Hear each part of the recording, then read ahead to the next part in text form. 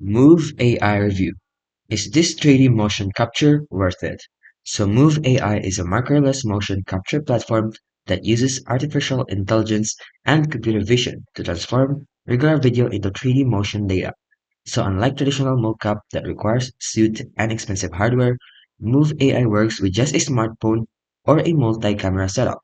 It also have a more AI, which works with just and making more accessible for creators, game developers, and animators. So the pros of Move AI is there's no suits or markers needed, so you can just use your smartphone or your regular cameras. They also have a high quality tracking, so they produce realistic human motion, and they also have a human tracking including hands and fine body details. They also have a scalable setup, so offers a single camera, Move One, and for individuals is a multi-camera, Move Multi-Cam. As you can see, they also have an easy integration with popular 3D software, like the pipelines of 3D development. They also have access to creators, which is more affordable and user-friendly compared to other platforms. However, there are some cons to consider. It requires a strong hardware and setup.